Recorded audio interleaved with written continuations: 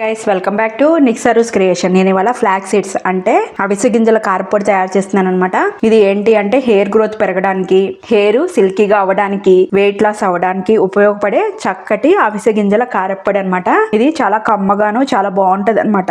అవిసె గింజల్లో omega fat, fibre కూడా చాలా ఎక్కువగా ఉంటది అనమాట. ఇందులో ప్రోటీన్స్ కూడా చాలా ఎక్కువగా ఉంటాయి అనమాట. దీన్ని కిడ్స్ దగ్గర నుంచి 99 ఇయర్స్ ముసలోళ్ళ వరకు తినొచ్చు అనమాట. ఇప్పుడు ఇది ఎలా తయారు చేసుకోవాలన్నది ఇప్పుడు మనం ప్రాసెస్ లోకి వెళ్ళిపోదాం. గ్యాస్ ఆన్ చేసుకుని కడాయి పెట్టుకోవాలన్నమాట. ఇందులో నేను ఈ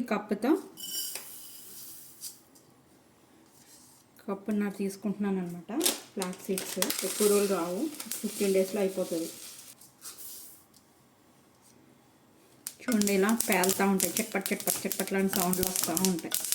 మనకి ఫాస్ట్గానే ఫ్రై అయిపోతాయి అన్నమాట. తెలిసిపోతుంది, లైట్గా కొంచెం కమ్మటి వాసనలాగా వస్తాయి అన్నమాట. అప్పుడు మనం గిన్నెలోకి తీసేసుకోవచ్చు.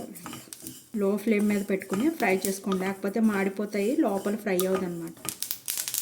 ఇలా ఫ్లాక్ సీడ్స్ ఫ్రై చేసుకుని లైట్గా సాల్ట్ వాటర్ ఇందులో ఇలా స్ప్రింకిల్ చేసుకుని అది ఫ్రై చేసుకుంటే కనుక డబ్బాలో పెట్టుకుని అవి కూడా మనము స్నాక్స్ లాగా తినొచ్చు అనమాట. చాలా బాగుంటుంది అండ్ హెల్త్కి కూడా చాలా మంచిది.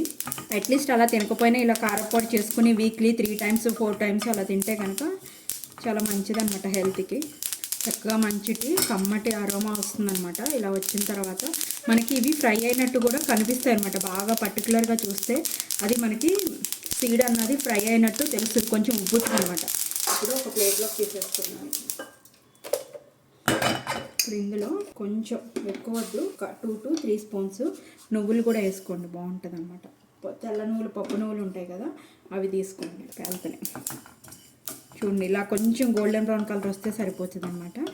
దీన్ని కూడా ఆల్రెడీ ఫ్రై అయిపోయింది. ఇది కడాయి కూడా హీట్గా ఉంది కదా, ఊరికనే ఫ్రై అయిపోయినాయి అనమాట. చూడండి ఇలా గోల్డెన్ బ్రౌన్ కలర్ వచ్చేసాయి. ఇప్పుడు వీటిని కూడా ఇందులో వేసేస్తాం. ఇప్పుడు ఇందులో ఒక 2 spoons ఆయిల్ వేసుకుందాం. వితౌట్ ఆయిల్ కూడా చేసుకోవచ్చు అనమాట, కానీ కొంచెం గొడ్రులాగా వస్తుంది, అందుకనే ఒక 2 spoons ఆయిల్ వేసుకుంటున్నాను నేను. అది కూడా మన నువ్వు పప్పు నూనె ఉంటుంది కదా, దాంతో చేసుకోండి, చాలా బాగుంటుంది టేస్ట్ అన్నది. ఇలా ఆయిల్ హీట్ ఎక్కిన తర్వాత ఈ క్వాంటిటీకి నేను ఒక 20 ఎండుమిరపకాయలు అయితే యాడ్ చేసుకుంటున్నాను.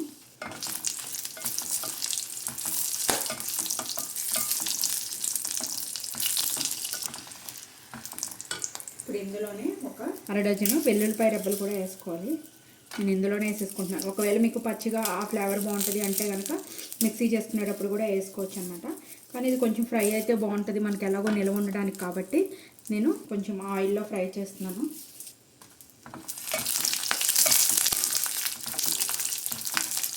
ఇందులోనే ఒక గుప్పుడు కరివేపాకు కూడా వేసుకున్నాను, ఎందుకంటే పిల్లలు కరివేపాకు వేస్తే తీసేస్తారు కదా. అట్లీస్ట్ ఇలా అయినా అయితే పౌడర్ అయిపోయి లోపలికి వెళ్ళిపోతుంది.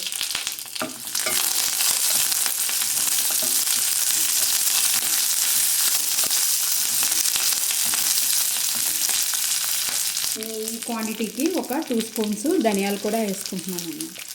ఒక 2 రేకులు చింతపండు కూడా యాడ్ చేసుకుంటున్నాను. మీ ఇష్టము, మీకు కావాలంటే వేసుకోవచ్చు, లేకపోతే లేదు. కానీ కొంచెం అలా పులుపుగా ఉన్నా కూడా చాలా బాగుంటుంది అనమాట. ప్రతిసారి నేను ఒక్కొక్కసారి చింతపండు వేసి చేస్తాను, ఒక్కొక్కసారి చింతపండు లేకుండా చేస్తాను అనమాట.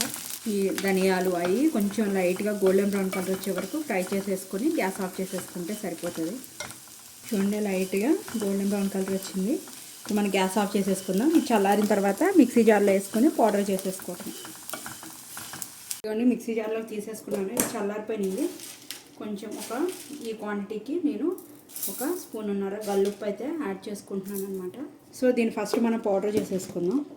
చూడండి ఈ విధంగా పౌడర్ లాగా అయిపోవాలన్నమాట, ఎండుమిరపకాయలు అవన్నీ. ఇప్పుడు ఇందులో మనం ముందు ఫ్రై చేసి పెట్టుకున్న ఫ్లాక్ సీడ్స్, నువ్వులు కూడా వేసుకొని పౌడర్ చేసేసుకుందాం. మంచి అరోమా వస్తుంది ఇప్పుడే మిక్సీ చేస్తుంటేనే. ఫ్లాక్ సీడ్స్ వేయకుండానే ధనియాలు అవన్నీ చేసాం కదా, దానికే మంచి స్మెల్ వస్తుంది. చూడండి ఈ విధంగా మెత్తగా పౌడర్ లాగా అయితే చేసేసుకోవాలన్నమాట. ఇప్పుడు దీన్ని ఏదైనా ఒక గాజు సీసా కడిగేసి తడి అన్నది లేకుండా పొడిగా ఉన్న సీసాలో, ఎయిర్ టైట్ ఉన్న గాజు సీసాలో పెట్టుకుని స్టోర్ చేసుకుంటే 1.5 to 2 months వరకు ఇది నిల్వ ఉంటుంది అనమాట.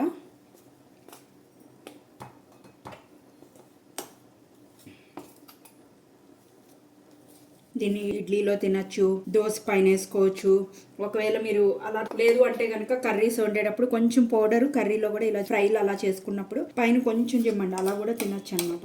నేనైతే కిన్వా రైస్తో తింటున్నాను అనమాట. ఏ రైస్తోనే తినచ్చు, brown rice, white rice, dosa, idli. కొంచెం వేడివేడి అన్నంలో కొంచెం నెయ్యి వేసుకుని ఫస్ట్ 2 ముద్దలు గనక మన ఇవి ఫ్లాక్స్ సీడ్స్ అంటే అవిసె గింజల కారపొడి తింటే చాలా మంచిదన్నమాట.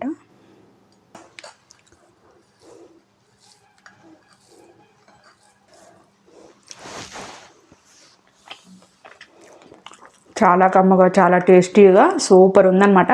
సో ఇది మీరు కూడా తయారు చేసుకోండి. టేస్ట్ ఎలా ఉందో నాకు కామెంట్ చేయడం అయితే మర్చిపోకండి. మీరు కనుక ఫస్ట్ టైం నా ఛానల్ చూస్తున్నట్లయితే సబ్స్క్రైబ్ చేసుకోండి. ఇలాంటి మరికొత్త డిషెస్ కోసం బెల్ బటన్ ప్రెస్ చేయడం అయితే మర్చిపోకండి. ఈ వీడియోని మీ ఫ్రెండ్స్ అండ్ ఫ్యామిలీ మెంబర్స్కి కూడా షేర్ చేయండి. Thank you guys.